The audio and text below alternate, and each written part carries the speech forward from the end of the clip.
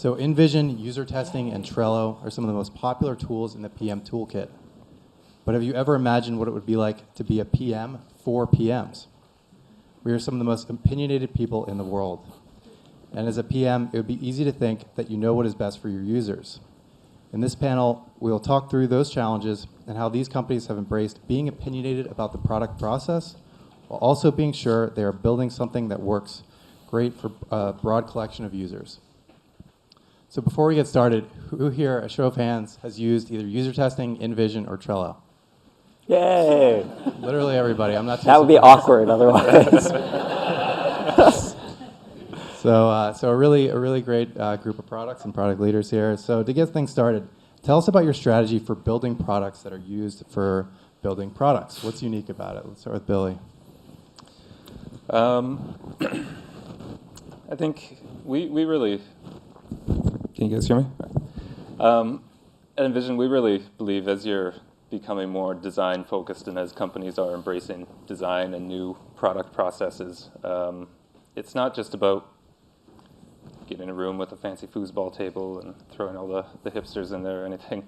It's really an organizational-wide change that folks are making, and so it's that power of diversity in collaboration and in conversation. So we really embrace that internally, not just with our customers and within product and design, but within other departments like finance and legal, and really bringing them into the conversation at the design stage and the discovery phases and things like that. So as we're building products for product people, we're really mindful of building for that diversity and not just really building for the niche of our core market, but really allowing for that collaboration at an organizational level.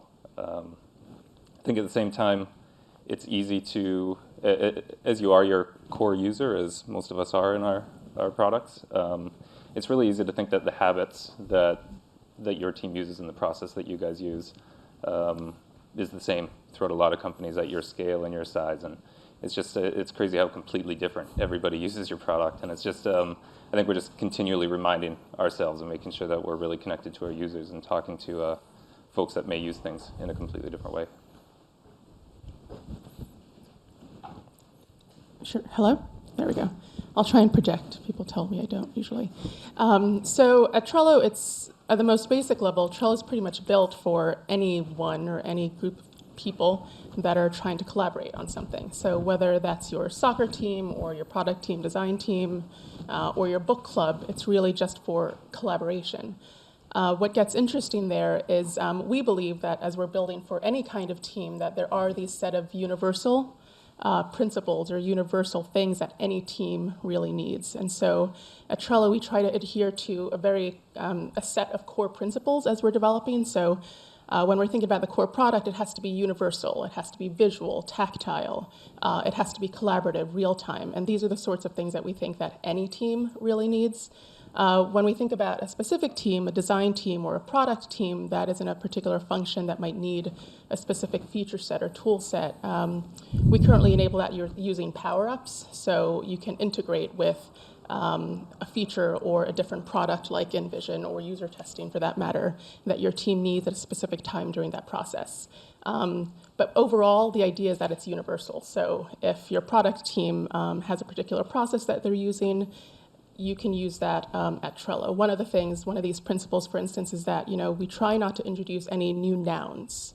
So it's unlikely that we're going to introduce a noun that you don't already know exists in the real world.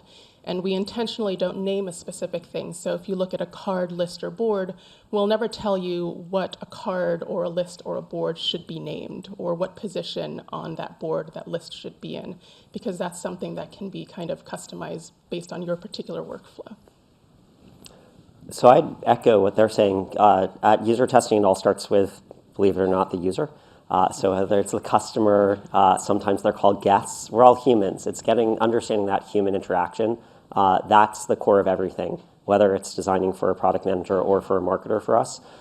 There's something a little bit unique about product managers, though, that we look at, in that you have a certain workflow. And within this group here, you probably have 17 unique workflows. So what we try to do is make sure that we're not going outside of your workflow, because if we are, we're probably not going to be really sticky. You're not going to want to work with us. It's going to be like, oh, I have to go to user testing. So what I don't think that we've done a great job on throughout our history, we're a 10-year-old company. We're transforming into an enterprise class business now. Like, we haven't integrated right with InVision. Like, there are great ways to use us together, but there are much better ways to do that going forward. So when I think of like lean startup or design sprint or jobs to be done, it's like, these are the ways that you guys are thinking. We want to make sure that we're on that path with you and not just this side route that you have to take. Otherwise, we're distracting you and not actually helping you accelerate your work. Great. So who are your users exactly? Who are your sort of bullseye users, and who are your broader users? You're looking at me. Our bullseye is designers, design teams, and that's where we really started. We were a tool for designers to then share out their work. And I think over the years, as we've expanded more into an enterprise company, we've definitely seen the adoption from teams, and it powering much more than just the design workflow, but actual business conversations and strategy conversations at that level.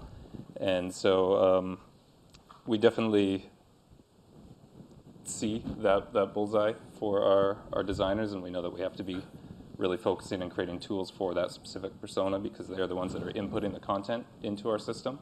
But we're designing and producing a product for a much wider spectrum of users and personas at the moment, and that's been a big shift for us over the last 2-3 years. That's something that we've, over the past 5-6 years, struggled with. So the worst answer you can give a product person is, it's for everyone.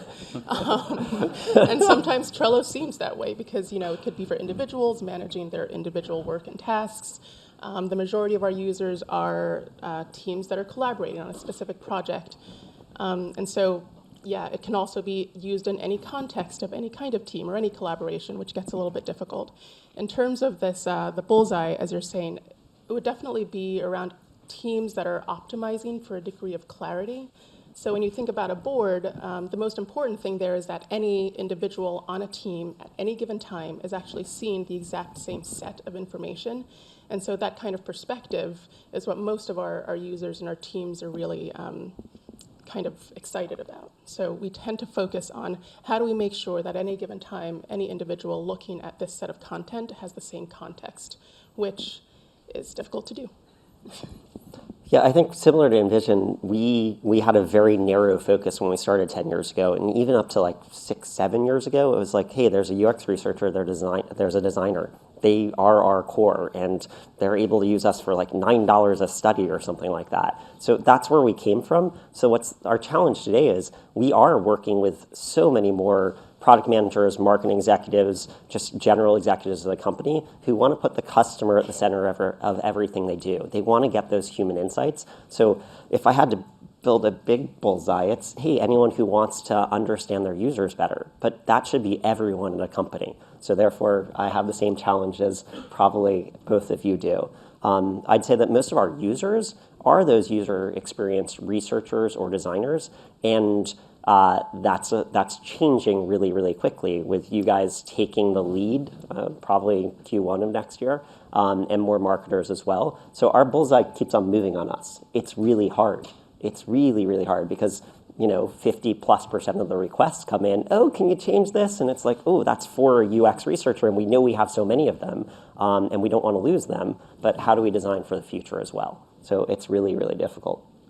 Interesting. So given that you all kind of fall into some of these segments, what are some of the pros and cons of working in this environment? Let's start with Brian. So going after product managers especially, you guys can be a pain in the ass. I'm just going to put it out there. So you're just different than what we have traditionally been used to. And so if I come from the UX world, so great story. One of our large clients in the greater Seattle area, let's say, and it's not the one you're thinking of, or the two that you're thinking of. It's like a third. That person came up to me at some conference we had and was like, they're VP of UX at a large company, and they said to me, I I have all these friends who binge on Netflix, and I'm like, I'm following this conversation, sure, I can do that. And then she's like, but I binge on user testing videos. I'm like, I thought she was kidding. She's not. She's like, yeah, I grab my popcorn and I watch the user testing videos. I'm like, then I talked to a product manager, and they're like, I don't ever want to watch your videos.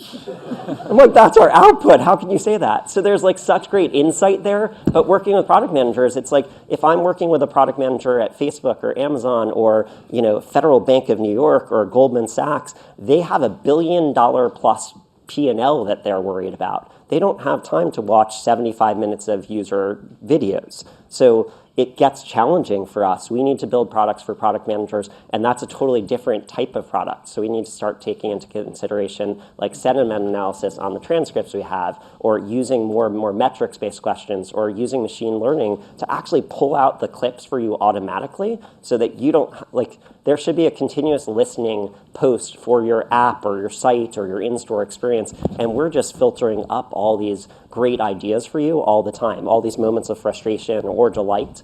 And that's been a big shift for us. As I'm working with more and more product managers, it's like, you don't want to watch videos. You don't want to even talk to me a lot of the time. It's like user experience researchers will like sit down with me for hours. Oh, I love this. I hate this. You're like, get to the damn point, Brian. So love you and frustrated by you guys. Sorry, I used to be a stand-up comic. I wasn't a good one, but...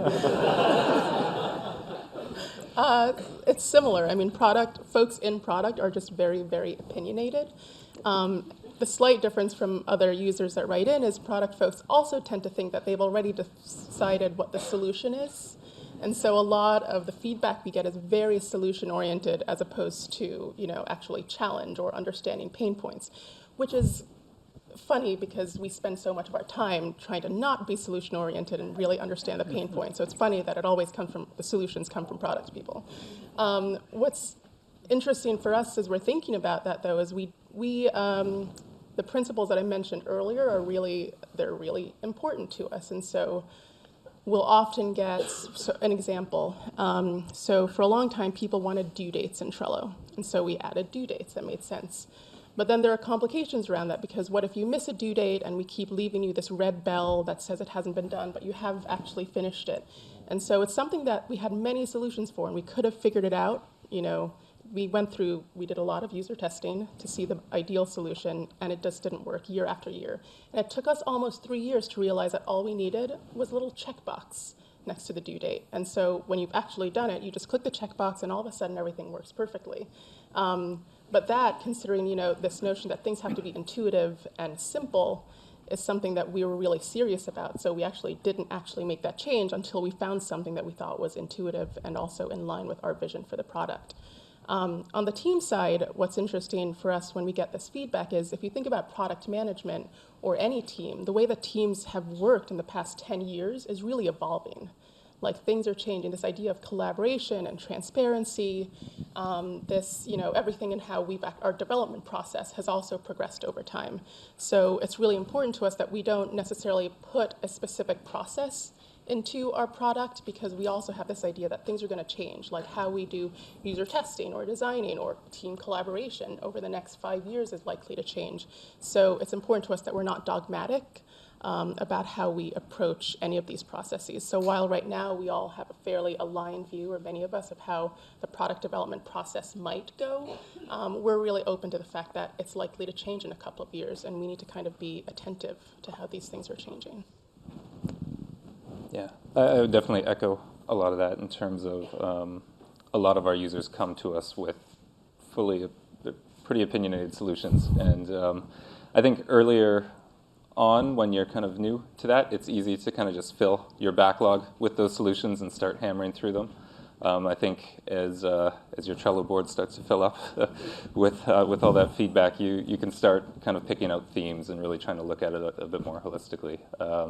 We also have a lot of success with just getting a bunch of folks in a room, whether it's from an advisory board or users or things like that, and getting people to talk to each other too, instead of just giving us direct feedback, and kind of observing the conversations and helping lead it a little bit too.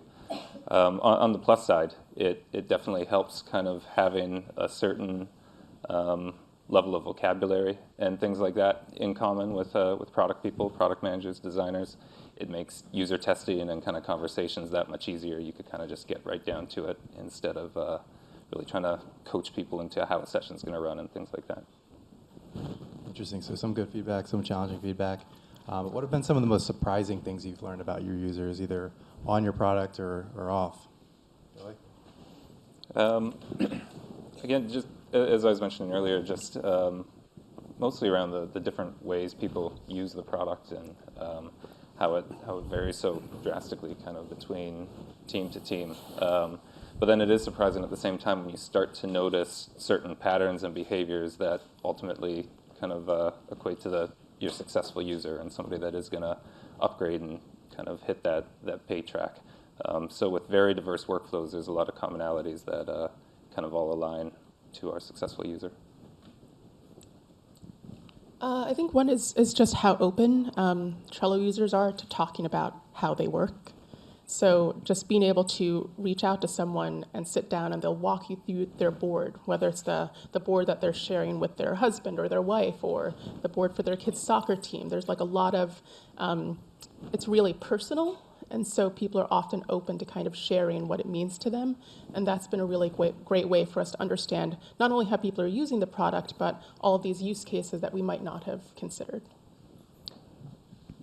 So I've been in a bunch of different startups. I have my own startup at some point. What I realized early on was that, whatever you build for, people use you in a totally different way. And I go into any company now expecting that, but the number of different ways that people end up using user testing shocks me every single week. Like I hear a story of someone at a software company or a top retailer or a bank doing something with our platform that we did not set out to actually market or solve a problem for or do anything around. And they'll be like, oh, that's brilliant. Why didn't we think of that? So it goes back to listening to your users first and foremost and putting them at the center of everything that you do. Like our best ideas have always come from our users. So they've surprised us, I think, every single day. And that's what's really special. It's not being defined like this is how you have to do things. It's letting them explore. As one of our customers said to me, I think of user testing as a yellow brick road. Like, I don't know where I'm going. I know there's like something great at the end, but I don't know. And that's the awesome part of your platform, that you can use you in so many different ways. So that's what surprises me. Great. And how do you really balance, sort of taking customer feedback and requests with your vision for how you think they should be using the product? Let's start with Nikita. Sure. The short answer is it's difficult. It's challenging to do that. One thing I think that's really important is we're still very open to how the product is evolving. So if we think about even how we started, so our founder, Joel Spolsky, basically had this idea that we were doing sprint planning and we had Post-its everywhere, and it was hard for him to kind of see everything that was happening in the company at a given time. And that's how Trello was born. And pretty soon it turned into the thing that Trello was what we used internally for pretty much everything and every team and every process. And so seeing that evolution leaves us open to, similar to what you said, users come to us every week and there's a completely different use case that we might not have thought about. And so we're really open to just thinking about how these things are changing. How we balance that right now, similar to I think how most product teams balance is, are these things critical? Do they align with our vision and principles? Are there things that we have two versions of this? One is Trello Core, which is this universal way of managing teams that we've talked about. And then the other is our power-ups, which is we definitely understand that within certain kinds of teams or certain areas, there are specific things that fall out of this universal view. And so we spend a lot of time figuring out, what is core and what are specific or functional, and making sure that we can provide for the functional use cases while not kind of diluting or overcomplicating, actually is a better way of putting it, overcomplicating the core of what we do. And so we spend a lot of time trying to find that balance. So for instance, one of the things that comes up all the time, especially for larger teams and enterprise customers, is we need reporting. So different kinds of reporting at different levels of a company. And that's something we know is really important. And for a while we talked about, well, how do we get that kind of reporting into the core of Trello? And then we decided, actually, that's not going to be in the core of Trello because reporting based on your functional area is just so different. And so now we're building power-ups which you can add on to Trello core based on your specific function. So making this decision between what's universal and core to Trello versus what is functional and we should definitely pay attention to is how we try to strike that balance. This is hard.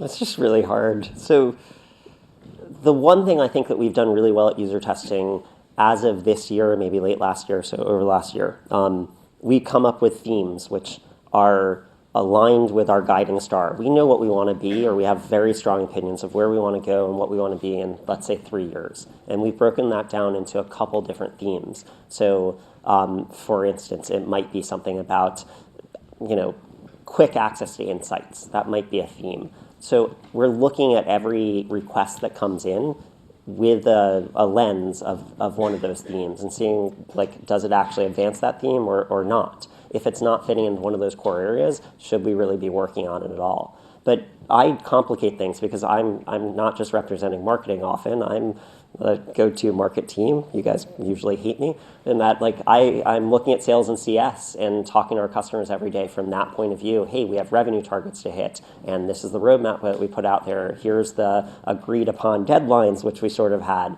And I need to push product in certain ways which I know they're not comfortable, and they need to push me in certain ways which they know I'm not comfortable either. But at least having that shining light, that guiding light, that principle of here's where we want to be, here are the themes, then those random things that I bring in, okay, what's the total addressable market here? And then also what's this going to do to our net retention rate? Then, hey, even if I'm bringing in lots of numbers where I'm okay, these 14 customers we're going to lose next year, which everyone in the company should be thinking about, but as the go-to market representative often at the table, I'm a pain in their butts usually. It's very difficult to have these conversations where, hey, we have these guiding principles, yet, hey, we're about to lose this $1 million account. What do we do about that? And I'm usually the one having those conversations. So just to echo that one thing you said at the start, it's difficult. I'm challenged with this problem every single day, and I don't think that I've ever been in an organization which has solved it. I think that we're trying very hard at user testing. It's we're now an established enterprise brand. We have certain requirements of us from those enterprise companies who are paying us hundreds of thousands or millions of dollars. And how do I take that versus we have, let's call it 100,000 end users who are user experience practitioners in our platform trying to do things every day? It's difficult it's hard. It's really hard.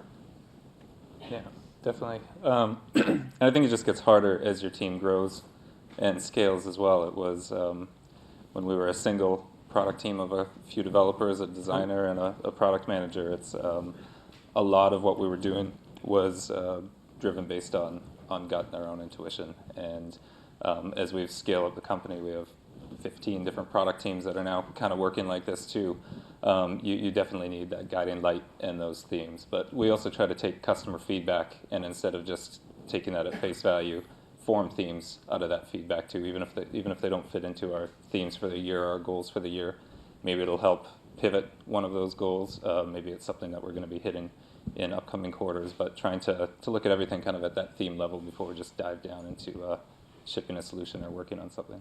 Yeah, but you definitely, as you're saying, you definitely have to be agile enough to make a pivot. Yeah, we're often wrong in that 3-year vision. Hell, I know, I can say truthfully, I think my CEO would be mad at me at this point, but we're going to be wrong with those three, those pillars or that, that lens that we're looking at. Things change too quickly. And especially building for the product industry. It's such a fast-paced move. In our space, 5 years ago, we were one of the very few rapid prototyping tools out there. Now it seems like everybody has a prototyping tool, and where's design collaboration going? It's such a huge space that we need to really keep an ear to the ground. And even if we're not necessarily hearing it from our customers, we're observing behaviors of competitor products and things like that. And that's all really informing our roadmap. I was going to say one of the things similar to your point about these guiding principles and potentially being wrong when you're leading a product organization, at some point you make the decision, like, how principled are these guiding principles, right? When you're faced with $1 million deal that might go against that, how do you make that call? And how do you kind of help your team feel empowered to make that call? So that's something that we've definitely faced where, okay, we have this view of where we want to be in 3 to 5 years. And now that we're in the enterprise space, we have these opportunities. How do we balance that? And every now and then you do have to make this very difficult call that says, actually, we're not going to go with that $1 million deal, even though we could really, as most companies could, use that $1 million. And figuring out how to kind of communicate that to the team and make sure everyone is on board with what it means to follow those principles is just really difficult. I think that's the biggest thing. That's where we've failed in the past too, is just that transparency of communication, especially as you scale too. It's easy to forget that your message maybe only made it a couple layers deep or a couple layers up. So both within your product teams, but as well to the sales org, and being very transparent of the situation that you and your team are in and why you can't maybe ship the thing that the customer's willing to pay a bunch of money for. And even taking it a step further, being very transparent with your customers, which is often the hardest thing to do in my mind. It's like, hey, we're actually going out and saying no to a Microsoft. Yeah. That hurts when I have those comments. It just hurts. But it's also telling them the story of here's why we're doing it and here's what the benefit is going to be eventually for you. Definitely an interesting balance. So do your teams use your own product, and how does that impact your decision making? Billy? Yes. Yes, of course. Yeah, no, we've always used our own products. Yeah, in the earlier days, we were kind of building features for ourselves to then ship to our customers, and now our team tends to, it varies across our product teams and our marketing teams. We kind of use different parts of our product. Our product teams tend to use the newer, more kind of cutting edge support in our current process type features, and again, we're constantly reminding ourselves that sometimes we are in that top 5% of kind of on that cutting edge of tools and processes, and that we still need to work on the tools where a lot of the industry is right now too. I think how it informs our decisions is when we find gaps in the workflow, and when we find ourselves using other tools to support that workflow, and that's informed having integrations with both of your products actually, as well as seeing if there's bits of functionality that we should be bringing into our own product to help really make that workflow feel cohesive. Yes, we use Trello for everything, and it's only recently that we're trying to, and this is a good thought exercise as well, which is Trello isn't for everything all the time. And so working with different teams to say, it's okay, maybe use this when there were only 5 or 10 people on the team, but now you're pushing 50, 60, and we, for instance, on the enterprise sales team, yes, for a while we could track all of our inbound, outbound leads, we could track all of the conversations in Trello, but at some point, at a certain scale, you kind of probably need something that is actually more functional.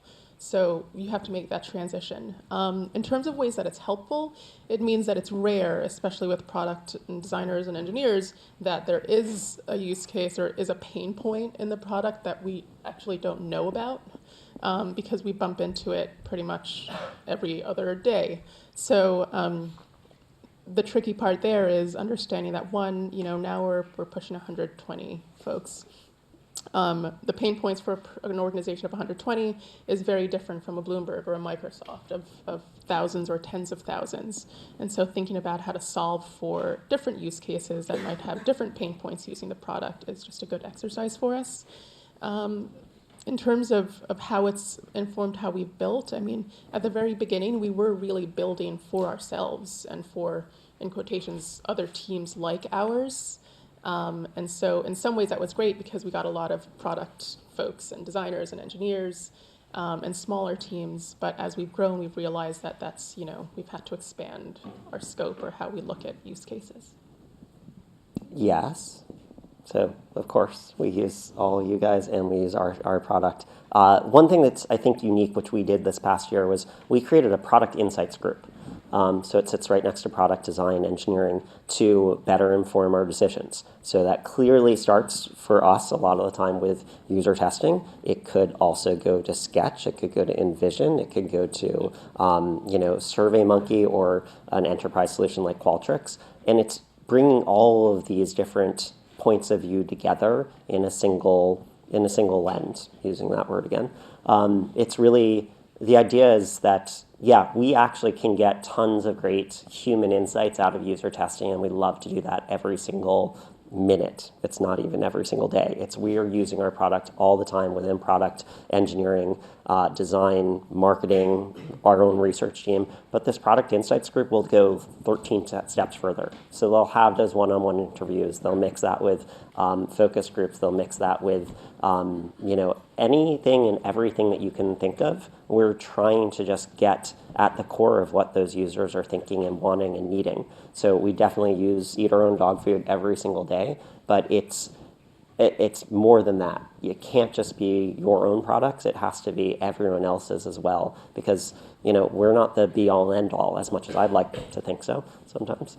We're not. There are so many other opportunities to interact with your users on a daily basis, and you need to be doing that.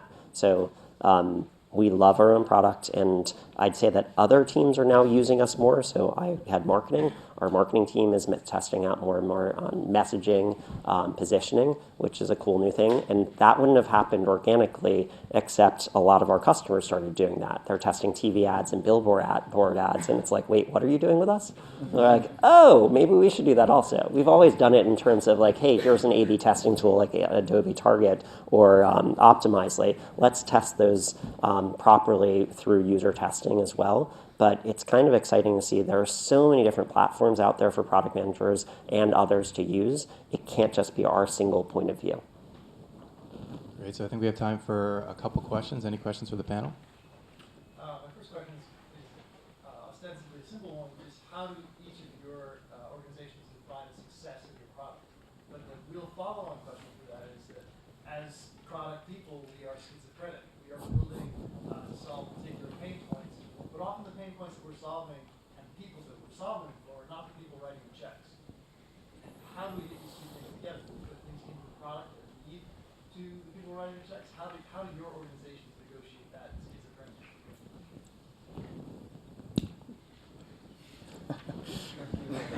Thanks, David. Can you repeat the question?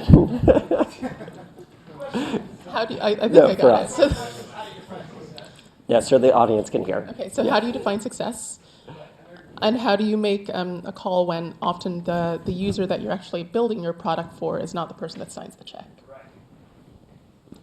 Oh, you're turning your microphone off. Or Wow. I can start. That was bold. It's like, not me. That's my, I'm going to think about this for a second. And you could have told me you were going to ask that. I would have prepared. So for us, every project has slightly different success metrics. So everything that every product release might have different success metrics. There are lots which are in common. We use a tool called Periscope, so Looker or Tableau, same thing, to track a lot of the basic metrics which we'd all look at with our products in terms of engagement or retention. So that's the easy part of your question. We always have a dashboard, and we're always looking at common metrics for almost every release. Then there are new ones on top of that because it's a different type of release for a different type of persona or use case, whatever it is. In terms of the second part, that's the difficult part. So yes, I think us in particular, probably InVision more, actually all of us on this panel, we built for X. For us, it was very much, here's a UX researcher or designer, for you a designer, for you a product manager, maybe even a project manager early on. And now we're selling to other people. And so we've had to shift how we think about the value we're providing. So we know the value we're providing to that end user for sure. We absolutely understand that, and they love us and talk about us every day. But that doesn't help when I'm talking to the VP of product or a CMO or a CPO even. So we're starting to think about ourselves as we have to surface those opportunities to explain our value better. So an end user gets X. but that's not going to do it for that end user's boss who's supposed to pay $100,000. So we're actually going through this challenging process right now of what are the executive level opportunities for us, and what's the value that we have to prove to those people, because it's a much different use case. It's a much different value proposition for the person signing a check. I'd say we're doing a pretty good job of figuring it out right now. And it's, again, through lots of user testing. We're going and talking to these people every day. And we've found there's a big disconnect between that end user and the person writing the check. And we are actively solving that. So it's looking at the basic success metrics that any one of our end users would look at, for sure. And then it's like, oh, we missed the 7 which actually matter for the chief finance officer at this company. And we are now actively building into our platform, hey, how do you prove your value to everyone else in the organization? Yeah, we've gone through. Sorry. For the first about the, how are we defining success, it varies. So one of the exercises we went through last year was around a significant portion of our end users are actually individual users. So they use Trello for task management, they track their weeks, they import their calendars, so they have everything in one place, and that's awesome, and we encourage people to use that, but ultimately that's not the use case that we're optimizing for. We're optimizing for the collaborative use case. So when we look at our metrics, it's mostly around understanding how do people collaborate within the context of teams. And so everything that we can do to make that collaboration better is what our metrics tend to focus on. In terms of the different use cases, and I was managed our enterprise product for a while, so I know this particularly well. One of the things we tried really hard to make the distinction was between the end user, the person that's actually in Trello day to day, and who we consider their manager or their manager's manager, who's ultimately the one that's deciding whether or not to buy the product. For the most part, the reason we get into a lot of organizations is because we have hundreds, if not thousands, of people using Trello already. And so we consider that use case to be, sacred. So we're unlikely to do something to the product because the person signing the check wants it. That's going to impact the end user's experience. It's just not something we're going to do, and we've made that call over and over and over again, and we continue to. What we've done instead is to carve out what is the persona of the enterprise buyer, which tends to be someone who is in finance or on the administrative side around security. And so the persona when we're building out enterprise is really around making sure that things are secure, administration of these users is easier, and that to us is just a very different persona, although we try to make sure that it's simple and easy to use and all of that, very different from our core users that are the ones that are actually using the product. So in some ways, that's made it easier for us because we've made the call that if we think that the person that's going to sign the check wants something that's going to negatively impact the end user experience, we're just not going to do it, which means we're likely to lose that customer. Yeah, we've gone through a pretty similar shift in terms of our messaging, and we used to sell our features when we went in and sold to teams, and we usually be talking to a design lead, a design director, maybe product director, and we're continuing now to sell to CTOs, CIOs, CPOs, and it's a much different message that we have. So we're calling it value-based messaging and really selling the value of the outcome of using our tools. So at that level, they don't really care that there's a certain prototyping feature, that there's a certain workflow feature. They want to know what's driving the bottom line of their business and how design is going to be contributing to that. So I think that also helps us not necessarily throw in features that level of person is asking for. But at the same time, it does come with having secure SSO, and we have a private cloud environment and everything like that. And I think that's been the biggest shift for our product teams, is continually remembering that, hey, if you're going to ship a serious part of our product, it needs to be compliant with all of these things. And now we have a list, and I guess those are the type of features that we are selling to those folks. Yeah, but it's shifting from, hey, here are the features. Like we always talk about, you can get insights in an hour. The chief product officer's like, sure, whatever, or the CFO is like, that sounds good. So it's elevating the messaging. You'll hear us talk a lot more about customer experience than we ever did before, because everyone and their grandmother is talking about customer experience. Like, I'm going to where the puck is, I'm skating to where the puck is going to be. So customer experience, human insights, bringing in the voice of the customer throughout every decision that you make, that's the real value we provide. And that's just a different messaging that then we'll bring to a designer or a product manager, probably. All right, we got to leave it there. Round of applause for the panelists here. Thank you.